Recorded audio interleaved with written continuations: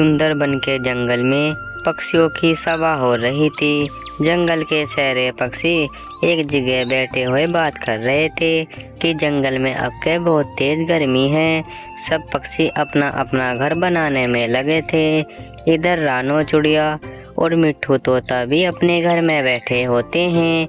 उनके पास घर तो होता है मगर वे घर बेकार हो चुका था। वे घर कभी भी गिरने वाला था। तभी रानो चिड़िया अपने पति मिट्ठू तोते से कहती है, मिट्ठू जी, हमारे जंगल में पक्षियों की सभा हो रही है। जंगल के सारे पक्षी एक जगह बैठ के बात कर रहे हैं कि जंगल में अब के बहुत तेज गर्मी होगी और जंगल के पक्षी ना अपना अपना घर बना लिया है। हमारे पास घर तो है मगर ये नाजुक घर है, ये कभी भी टूट कर गिर सकता है। बताओ अब हम क्या करेंगे मिट्ठू तोते जी, हमारे पास तो रहने को घर भी नहीं है। तुम एक काम करो ना, तुम कुछ मुझे उपाय बताओ जिससे हम नया मजबूत घर बना लें, क्योंकि अब क्या गर्मी पड़ेगी और हमारा गर्मी में घर टूट गया, हम तो गर्मी में मर जाएंगे। हाँ रानो चिड़िया, बात तो तुम बिल्कुल सही कह रही हो। हमारे जंगल में पक्षियों की सभा तो हो रही है मगर हमारा क्या फायदा जब हम उस सभा में नहीं जा सकते। रानो चिड़िया, हम क्या करें, हमारे पास तो घर तो है मगर ये घर बेकार हो चुका है। जब बारिश पड़ेगी तो ये घर टूट जाएगा और हम घर के अंदर ही रहे तो ये घर हमारे ऊपर गिर जाएगा। रानो चिड़िया, मैं तुम्हें एक उपाय बता सकता हूँ। देखो मेरी बात बहुत ध्यान से सुनो। जब तुम जंगल की दूसरी तरफ जाओगे वहाँ पर मेरी दोस्त मीनू मौसी मिलेगी। तुम्हें सारी बात उनसे बता देनी है, वे तुम्हारी जरूर मदद करेंगी। अब जाओ जल्दी से तुम मीनू मौसी के पास जाओ। रानो चिड़िया जंगल की ओर आने लगती है और इधर मीनू मौसी पेड़ पर घोंसला बनाकर रहा करती थी। उसका घोंसला तो बहुत ही अच्छा था। वह घोंसला कभी भी गर्मी में बेकार नहीं होता। तभी रानो चिड़िया मीनू मौसी के पास आकर बैठ जाती है और मीनू मौसी रानो चिड़िया से कहती है, अरे रानो चिड़िया, तुम मेरे पास, क्या बात है रानो चिड़िया, इतनी गर्मी में तुम मेरे पास आई हो। तुम्हें पता है अब क्या गर्मी कितनी तेज हो रही है, ये तो पहले से भी ज़्यादा हो रही है और जंगल के पक्षियों ने ना अपना अपना घर बनाना स्टार्ट भी कर दिया है। अब के तो जंगल के पक्षी बहुत ही सुंदर सुंदर घर बनाएंगे, क्योंकि जंगल के पक्षियों का जो पहले वाला घर था ये धूप उसे बर्दाश्त नहीं करेगी, वे घर टूट जाएंगे। बताओ रानो चिड़िया, तुमने भी कुछ घर बनाया है या नहीं? अरे मीनू मौसी, मैं तुम्हें क्या बताऊँ, मैं तो तुम्हारे पास खुद मदद लेने आई हूँ। हमारे पास ना रहने को घर तो है मगर वे घर बेकार हो चुका है, वे घर कभी भी गिर सकता है। मीनू मौसी, मैं बहुत दूर से तुम्हारे पास आस लेकर आई हूँ, तुम हमारी मदद कर दो ना। जंगल के पक्षियों ने ना अपना अपना घर बना लिया है, हमारे पास तो घर भी नहीं है, पता नहीं वे कब टूट कर गिर जाए।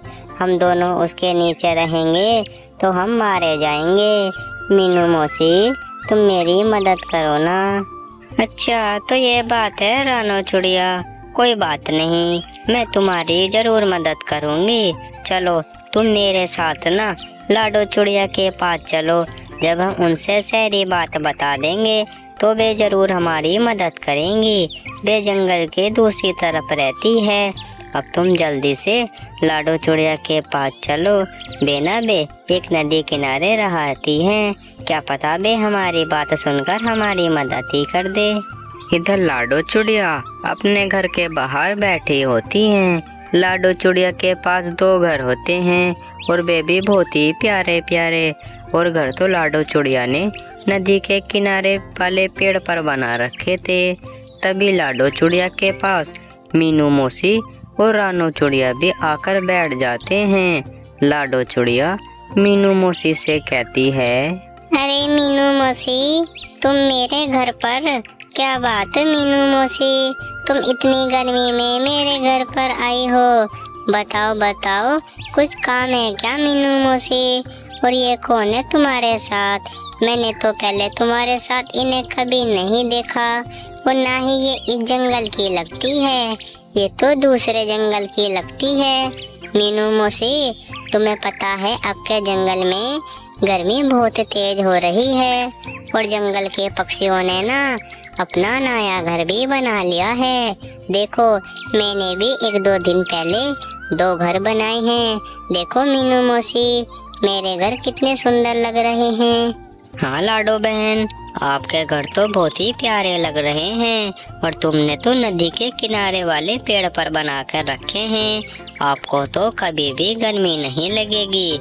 लाडो बहन, मैं तुम्हारे पास मदद को आई हूँ। ये जो है ना, ये मेरी दोस्त रानो चुड़िया हैं। इनके पास ना रहने को घर तो है, मगर घर बेकार हो चुका है। बे कभी भी टूट कर गिर सकता है, इसलिए मैं तुम्हारे पास लेकर आई हूँ।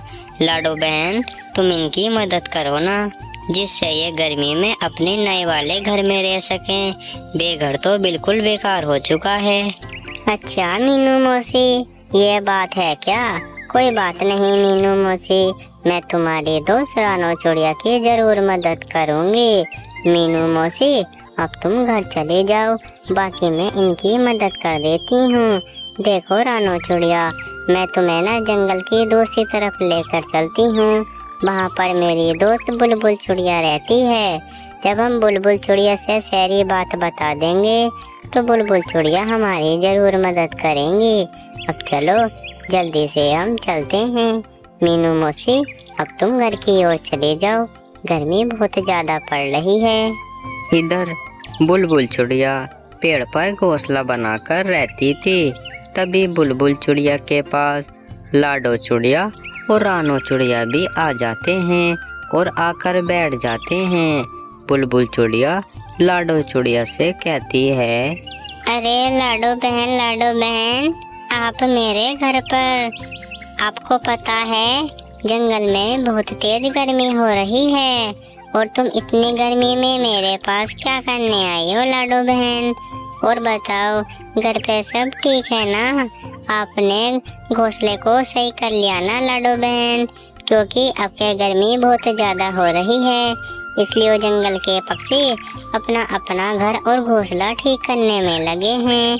और बताओ लाडो बहन, तुम मेरे पास किस काम से आई हो? अरे बुलबुल चुड़िया, मैं तुम्हें क्या बताऊँ, ये जो है ना, ये मेरी दोस्त रानो चुड़िया है।